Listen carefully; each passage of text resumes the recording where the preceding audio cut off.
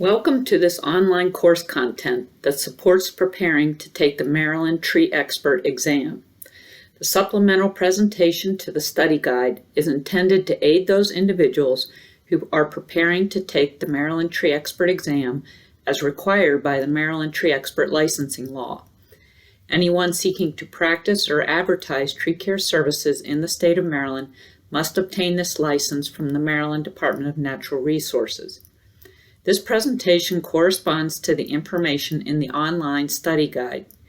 The text of the study guide, version 5.1, may be found at dnr.maryland.gov/forest. Click on the Urban and Community Forestry tab at the top of the page, and then Tree Expert Law in the menu on the left-hand side of the website. Maryland Tree Expert Exam, Study Guide version 5.1, Chapter 3, Nutrition, Fertilization, Soil, and Water. Soil is very important to plant health and success.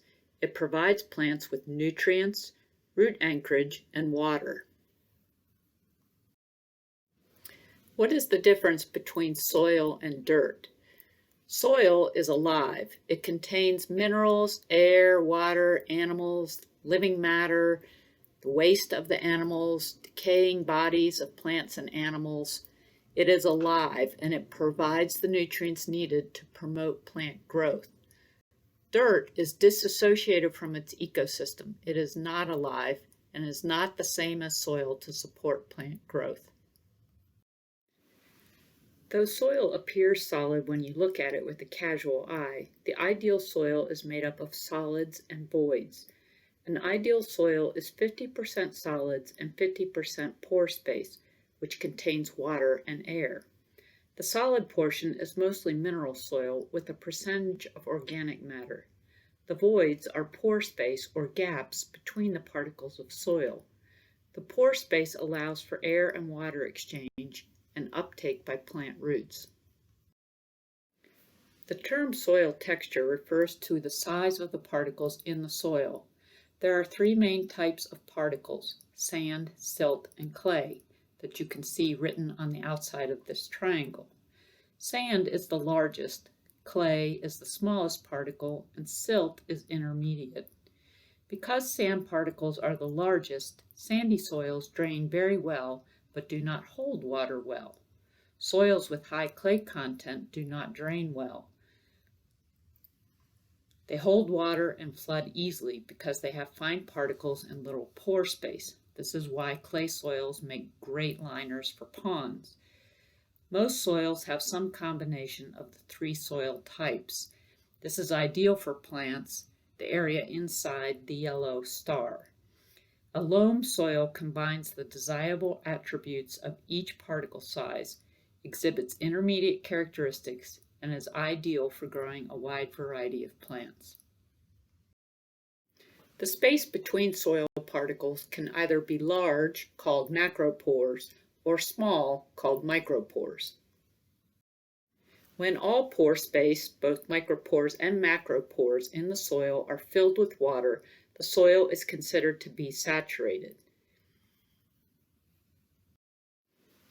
When excess water drains away and soil pores are primarily filled with air, but water is held by the soil particles, the soil is considered to be at field capacity.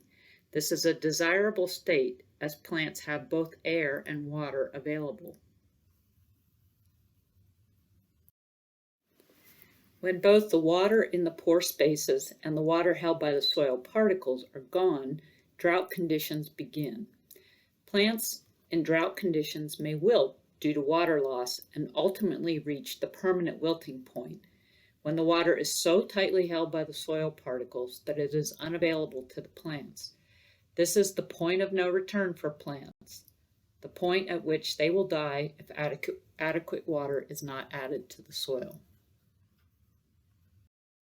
The capacity of a soil to absorb or gather positively charged ions is called its cation exchange capacity. The cation exchange capacity of a soil can be determined by a soil test. It is important because it indicates the ability of a soil to attract and hold elements and nutrients that plants need for growth, and is a measure of soil fertility.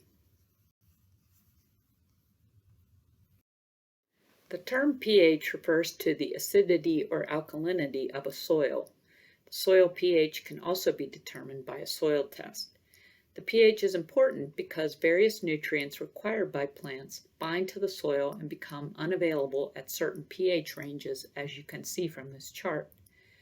This is why the American National Standards Institute standards state that soil pH shall be considered when selecting a fertilizer. The pH of the soil may limit the availability of a nutrient, even if you apply a considerable amount of it. The pH ranges vary depending on the nutrient in question, again, as you can see in this chart, and is one reason why certain plants flourish in a particular pH range. You'll note that neutral pH, which is number 7, has availability of many of the nutrients on this chart at that pH. Compaction, one of the biggest problems in urban soils, can be caused by pedestrian and vehicular traffic or grading or other construction activities.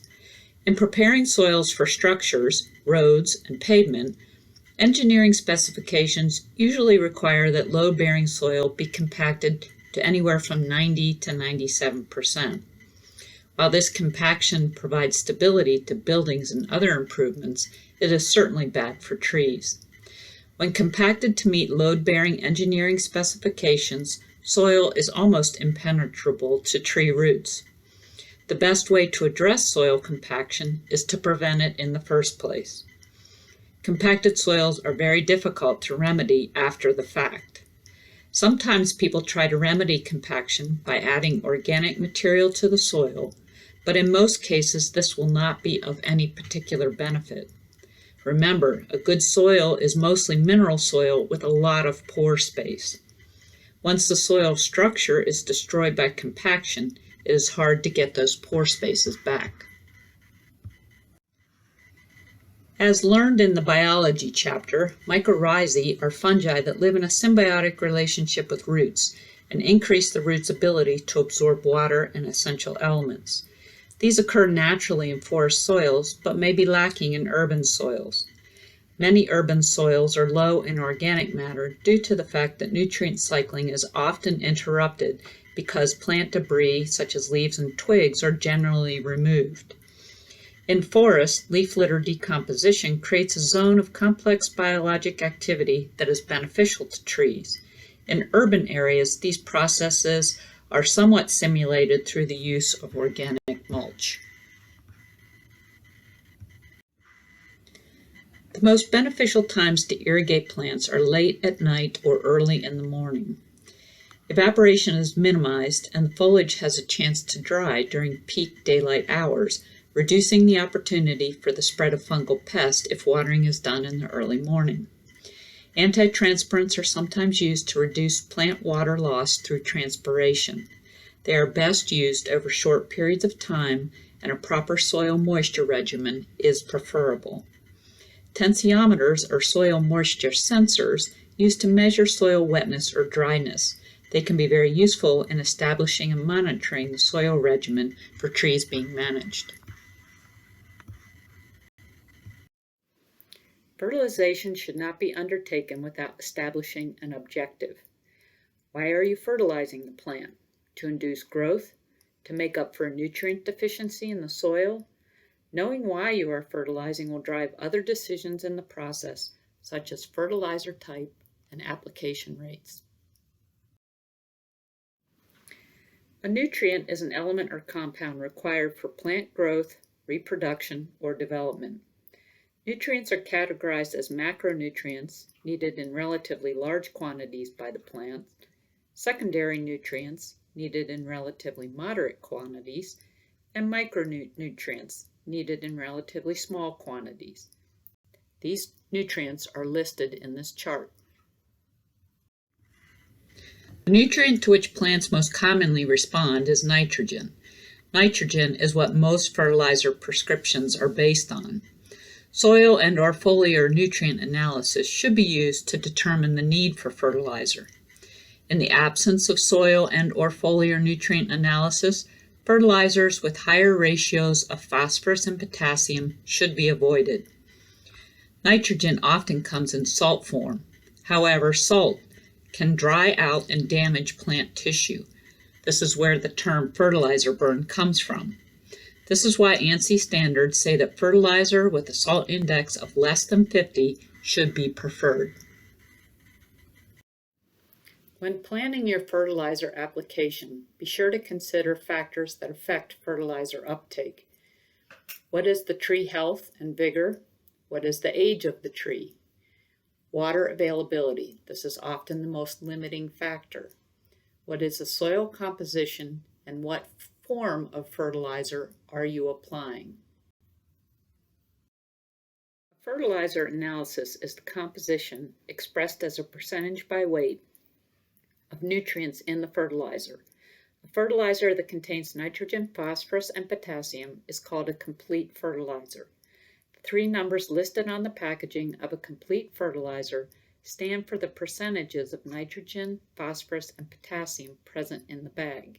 For example, a 100-pound bag of 10-10-10 fertilizer has 10% each of nitrogen, phosphorus, and potassium, and so therefore contains 10 pounds of nitrogen, 10 pounds of phosphorus, and 10 pounds of potassium. Slow-release fertilizers should be applied at rates between 2 and 4 pounds of actual nitrogen per 1,000 square foot of treatment area. However, slow-release fertilizers should be applied at rates that do not exceed 6 pounds of actual nitrogen per 1,000 square feet within a 1-year period. This is important if you plan to fertilize more than once a year. Quick-release fertilizers should be applied at rates of 1 to 2 pounds of actual nitrogen per 1,000 square feet of application area. It is important to remember that fertilizers are salts. When salt concentrations are high in the soil from excess fertilizer application, water can be drawn out of the roots, causing fertilizer burn. These trees were harmed by de-icing chemicals, also a salt, and this picture was taken during July. How do you calculate the amount of fertilizer needed? You need to know the following information. The size of the area to be fertilized. The fertilization area will be determined by you as the tree expert. The amount of nutrient, normally you're applying it based on the amount of nitrogen, that you want to apply over the 1,000 square foot area. This will vary depending on whether you use a slow release or quick release fertilizer. You also need to know the fertilizer analysis that you intend to use. Let's look at an example on how to calculate how many pounds of fertilizer is needed for an application. In this case, we have a large mature tree that needs 2 pounds of nitrogen per 1,000 square foot application. In our example, our fertilizer has an analysis of 10-6-4. That means 10% is nitrogen. You start by measuring the approximate area to be fertilized. Generally, this is from the trunk to near the drip line of the tree. The drip line is the distance from the trunk that the branches reach. If you were to draw an imaginary vertical line from the furthest most leaf from the trunk to the ground, that would be your drip line. If the root zone is 25 feet by 25 feet in our example, 25 times 25 is 625 square feet. The amount of fertilizer is based on the actual nitrogen, remember. The recommended rate is 2 pounds of actual nitrogen per 1,000 square feet of treatment area. We're only fertilizing 625 square feet using our 10-6-4 fertilizer at the rate of 2 pounds per 1,000 square feet of nitrogen. This would require 12.5 pounds of the bag of the 10-6-4 fertilizer to treat the entire 625 square foot area. Let's look at our formula. We begin with the nitrogen application rate, which in this case is 2 pounds per 1,000 square feet. We divide that by the content of the fertilizer bag expressed as a decimal. In our case, our analysis was 1064, so this appears as 0.10. The next number we need is the square feet to be fertilized. We determined this was 625 square feet of area, divided by the 1,000 square foot application rate. When you carry the math forward, it gives you 12.5 pounds of fertilizer is needed for this application. The preferred method of fertilization application, where turf or ground covers exist, is subsurface liquid application. However, other methods may also be used. When applying a subsurface liquid fertilizer injection sites should be 12 inches to 36 inches apart and 4 to 8 inches deep so that you're sure you're within the root zone. We hope you found this supplemental presentation to be helpful as you prepare for the tree expert exam. This concludes Chapter 3, Nutrition, Fertilization, Soil, and Water. Please proceed to Chapter 4, Pruning.